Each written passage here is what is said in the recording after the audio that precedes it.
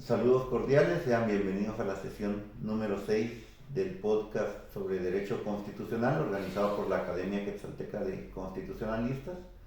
El día de hoy vamos a desarrollar el tema sobre el constitucionalismo social. Para ello nos encontramos con el licenciado Carlos Recinos, quien es docente universitario y es miembro de la Academia Quetzalteca de Constitucionalistas. Previo a que iniciemos, los invito a que todos los martes puedan seguirnos a través de Facebook, de YouTube y de Spotify con estos podcasts a partir de las 19 horas, es decir, a las 7 de la noche. En ese sentido, por favor, licenciado Carlos Recinos, nos puede indicar qué fue lo que le dio origen al constitucionalismo social. Claro que sí. Antes que nada, quiero tomarme un minuto para darle gracias a la Academia Quetzalteca de Constitucionalistas por permitirme tener el alto honor de formar parte de sus filas. Agradecerte a vos, estimado amigo y colega Miguel Hernández, por la organización de esta serie de podcasts que tienen la finalidad de conmemorar los 40 años de promulgación de la Constitución Política de la República de Guatemala y los 39 años de entrada en vigencia de la misma. Por último, felicitar a la Academia también Quetzalteca por promover este espacio que tiene la finalidad principal de llevar cultura constitucional a todas las personas en general y no solamente a los estudiantes o profesionales del derecho, ¿verdad? En ese sentido, ¿qué le dio origen al constitucionalismo social? Son una serie de factores, en realidad, lo que le dio origen al constitucionalismo social. Pero el principal factor, diría yo, o uno de los principales factores, es llegar a presentar soluciones a aquellos postulados del constitucionalismo liberal, aquellos postulados que quedaron en deuda, específicamente los que se concretaron con la Revolución Francesa de 1789, libertad, igualdad y fraternidad, sin menospreciar evidentemente las otras dos revoluciones que también fueron importantes y que dieron y motivaron más bien al constitucionalismo liberal, como fue la Revolución Inglesa de mediados de 1600 y finales de 1600 también, y la Revolución Norteamericana de 1776. En ese sentido, repito nuevamente, el constitucionalismo social surge para dar respuestas a esos postulados fallidos. Llega un siglo después, eso sí, a finales del siglo XIX, principios del siglo XX. ¿Por qué digo que llega a dar respuesta a estos postulados fallidos? Porque la libertad, la igualdad y la fraternidad promovida en aquel entonces era solamente para una clase en específico, que era la clase burguesa o tercer estado, quedando el cuarto estado, que era el proletariado, es decir, los obreros, los campesinos y la clase media baja, completamente relegado de este beneficio que en un inicio tuvo carácter individual. Además, esto promovía la falta de igualdad entre las clases sociales, ¿verdad? Estratificó la sociedad a tal punto que concentró la riqueza en pocas manos y distribuyó la pobreza en muchísimas manos. Entonces, llega como un intento de aminorar esa brecha. Además, es importante resaltar que otra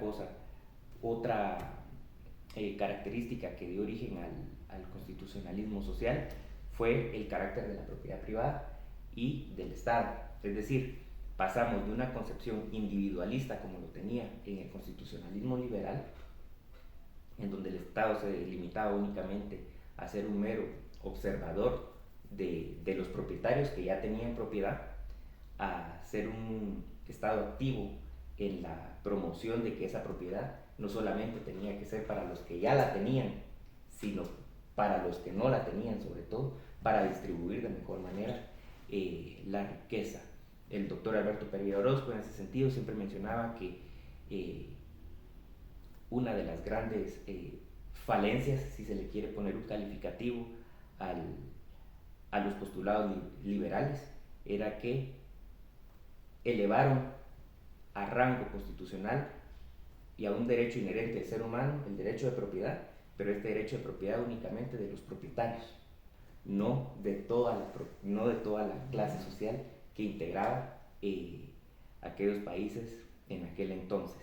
Entonces, el constitucionalismo social surge justamente para dar respuesta a, a este tipo de injusticia social que de una u otra manera se legitimaba a través de los postulados liberales. Y por último, sus principios democráticos, es decir, los principios democráticos liberales resultaron ser pues una falacia, porque si bien es cierto, el constitucionalismo liberal fue lo que moldeó lo que hoy conocemos como estados modernos, también es cierto que esos puestos de representación, esos cargos públicos representativos, únicamente podían ser ocupados por una clase social específica, que eran los burgueses. ¿Por qué? Porque ellos eran los que tenían el capital económico y tenían además la instrucción para poder acceder a este tipo de cargos. Todos los demás que no formaban parte de esta clase social quedaban relegados de la participación para ocupar dichos cargos públicos. En ese sentido, creo yo que eso fue lo que dio origen al constitucionalismo social, para buscar esas respuestas que estaban pendientes de resolverse. Muchas gracias, licenciado Carlos Recinos. Una excelente explicación de qué fue lo que le dio un origen al constitucionalismo social, y en ese sentido nos puede mencionar qué constituciones se consideran paradigmáticas para este modelo de constitucionalismo social. Sí, en primer lugar, mencionar que tenemos nosotros como latinoamericanos que sentirnos orgullosos que fue en este continente en donde se promovió por primera vez la incursión del constitucionalismo social, específicamente con la Revolución Mexicana de 1910, que llega a ponerle fin a los 30 años que Porfirio Díaz estuvo en el poder, y se concreta esta Revolución Mexicana con la Constitución de Querétaro de 1917. En esta Constitución es donde por primera vez vemos la incursión de este tipo de derechos de carácter social, y en ese sentido creo yo que somos afortunados de ser vecinos de este país, porque le podemos, creo yo, aprender muchísimo en materia constitucional, sobre todo de carácter social. Luego tenemos la Constitución de la República Socialista Soviética Federada de Rusia, de 1918, la cual amalgama o concentra aquella lucha social o la revolución de 1917 en Rusia, que tenía como fin ponerle punto final al régimen monárquico, sobre todo de los zares que estaban en aquel entonces, y llevar a la práctica los postulados de carácter social. Y por último tenemos la Constitución de Weimar en Alemania de 1919, concreción de la Revolución de 1918, en donde, nuevamente repito, estas tres constituciones tenían como característica principal la incursión de lo que hoy conocemos como derechos sociales, derechos humanos de segunda generación, es decir, los derechos económicos, sociales y culturales. ¿Por qué? Porque regulaba, por ejemplo, las jornadas laborales de 8 horas, porque regulaba también el trabajo de la mujer, también regulaba el trabajo de los menores de edad, también garantizaba la seguridad social, es decir, protegía al empleado del patrono en muchos aspectos, y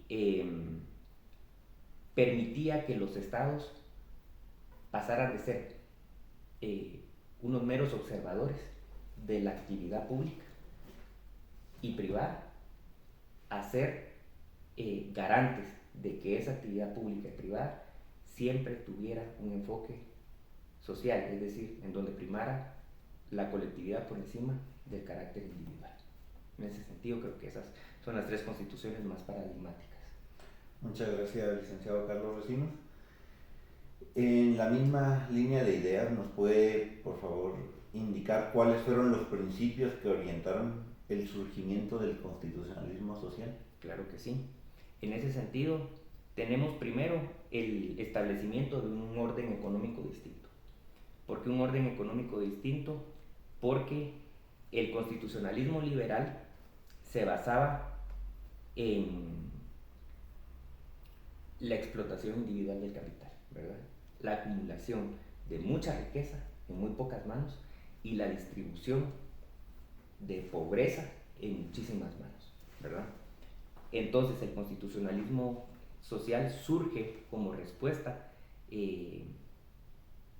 para lograr una mejor distribución de la riqueza entre todos los habitantes. Esa es su principal función. En ese sentido, tenemos también la función social de la propiedad. ¿Por qué la función social de la propiedad? Porque la propiedad en el constitucionalismo liberal tenía un carácter individual. Repito nuevamente, se consagró el derecho de propiedad, pero solo para los propietarios. Es decir, no se garantizaba que la propiedad pudiera ser un derecho humano para todos los habitantes, solamente para los que ya tenían propiedad.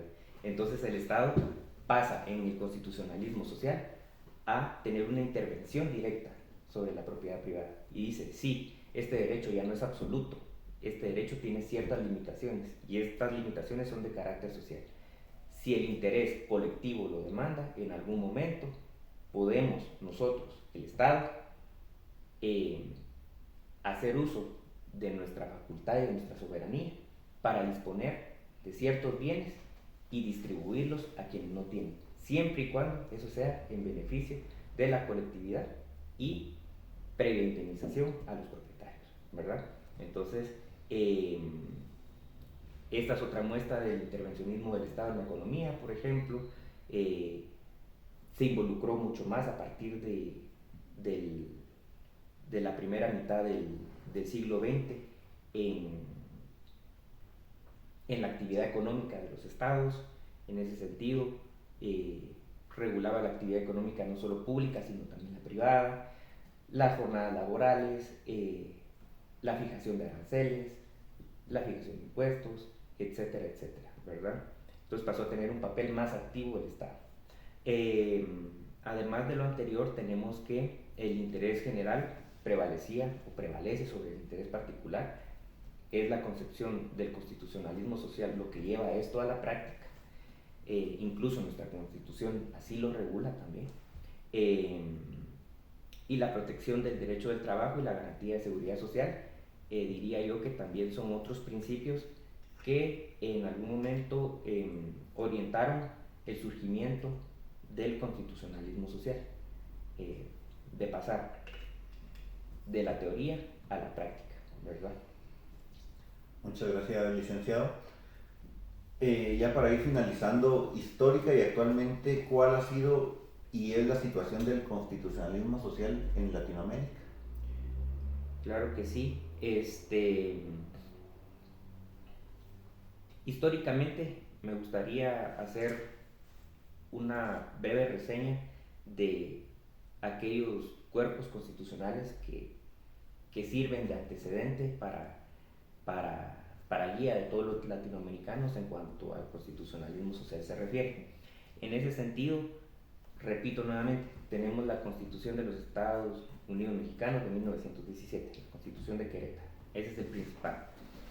Pero no podemos dejar pasar por alto la Constitución peruana de 1923, por ejemplo, la Constitución brasileña de 1934 y de 1937, la Constitución guatemalteca, por supuesto, de 1945, y las reformas peronistas a la Constitución argentina de 1949.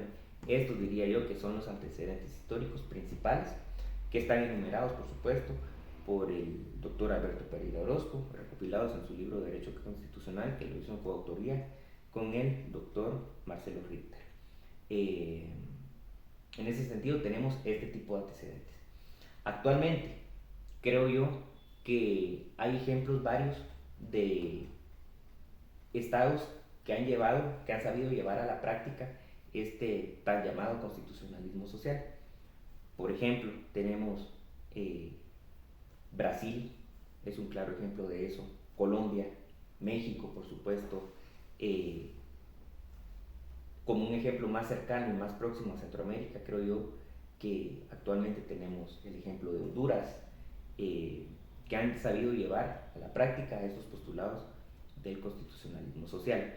El doctor Alberto Pereira Orozco siempre decía que una de las grandes deudas que tiene el constitucionalismo social en América Latina es que los postulados de constitucionalismo social han quedado meramente como letra, a veces letra muerta, porque han sido más promesas que concreciones reales. ¿Por qué? Porque él decía que si bien es cierto, después de los derechos individuales incluyó un catálogo de derechos económicos, sociales y culturales, lo que no había cambiado era la clase gobernante. Y al no cambiar la clase gobernante es muy difícil que estas aspiraciones lleguen a la realidad. Entonces creo yo que hay ejemplos actualmente, repito nuevamente, Brasil, México, Colombia, me parece, Honduras, me parece que han sabido llevar bien a la práctica postulados de constitucionalismo social. Sin embargo, creo yo que a grandes rasgos en Latinoamérica es una deuda que creo yo todavía sigue pendiente porque es evidente la desigualdad social que existe en la actualidad en todos nuestros países, ¿verdad? Entonces, eso sería hasta aquí mi participación. Si hay alguna otra duda o sugerencia, pues estoy a la orden. Muchas gracias, licenciado Carlos Recinos, por tan excelente explicación que nos hace sobre el constitucionalismo social. Ahora ya nos ha quedado claro cómo fue que tuvo su origen, qué constituciones son más paradigmáticas o fueron más paradigmáticas, cuáles son los principios que lo orientan y también cuál es su situación histórica y actual en América Latina. Le agradecemos por ello. De esa misma forma los invitamos a que puedan seguirnos todos los martes a las 19 horas en Facebook, Spotify y en YouTube. Y la última sesión va a ser el 31 de mayo con la sesión número 21 de este podcast, como lo mencionaba el licenciado Carlos Recinos, en conmemoración de la promulgación de la Constitución que actualmente nos rige en Guatemala y también por su aniversario de vigencia, que es precisamente el 31 de mayo de cada año. Entonces, muchas gracias, licenciado. A ustedes, gracias. Y un saludo cordial a todos. Un saludo cordial a todos los oyentes.